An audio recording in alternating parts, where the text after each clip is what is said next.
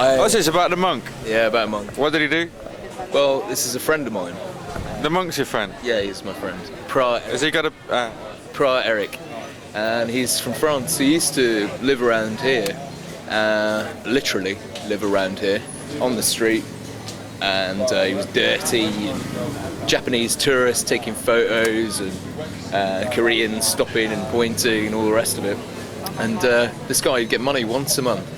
And he'd get absolutely smashed.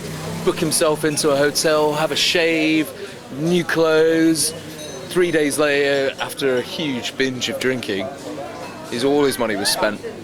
And so he'd be back on the street again, sleeping on the street, Japanese taking pictures and whatever.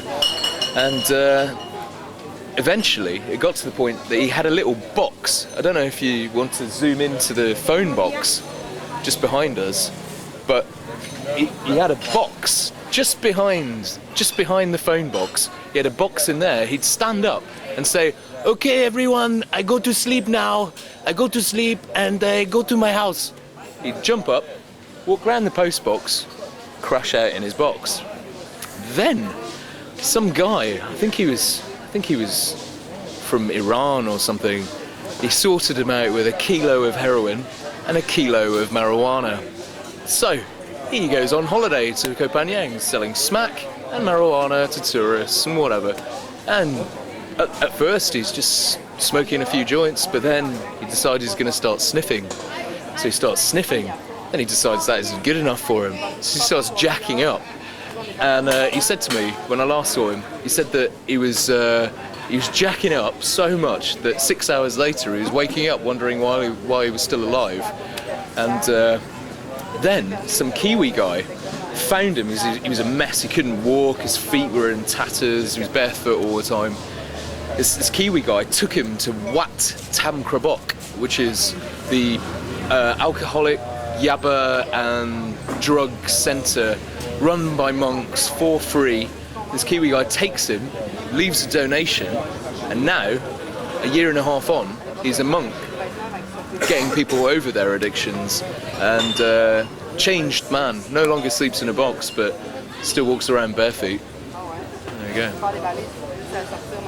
But Prior Eric, he's completely changed. He's a wise man now. He meditates 6 hours a day. Couldn't believe it when I went to go and see him. Where is he now? Wat Tam Krabok. Where? It's in Saraburi. Saraburi. I'm very good, sweetheart. How are you? The strange thing about Wat Tam Krabok is that the monks are the only monks in Thailand that actually work, but they're not allowed to take public transport. They have to walk everywhere. But they build things, but they don't finish things. They build this massive boat, like one of these proper big expressway boats. They built one of them, and it's still up on its like dry dock style, you know. And they've got this huge statue of the king, about 7 or 8 stories high, and they cover it in like a lava compound. There's all these huge statues, and I've never seen anything like it actually. And the monks get put in formaldehyde or something, and you can see the founder of this place is in formaldehyde in the main temple. Pretty gadgy looking though. Tam Krabok means inside the cave or something like that. Inside the cave. But that's a good story, because that's a story of somebody who's completely on his dick's end, fucking passing out every day on the street, covered in dirt, jacking up thinking he's gonna die, and then being rescued and saved by a Thai method. I mean, and now he helps Americans, Aussies, British. Americans? Yeah, they need the most help, I think. Pete Doherty said he went to Tam Krabok, and they make you drink this thing. It's called a sasha or something. They make you drink this thing and it makes you vomit. So it's like a purification thing. And they drink this herbal medicine, and then you vomit. You vomit. And first of all, you've got to take the medicine, you've got to down all this water, and you vomit and drink water and vomit and drink water and vomit. You have to take like 3 saunas a day and whatever. But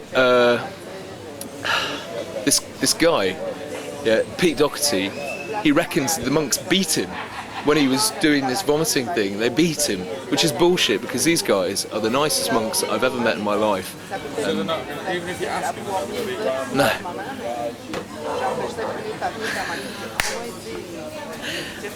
You sly old dog. Alright, in a bit. Ciao.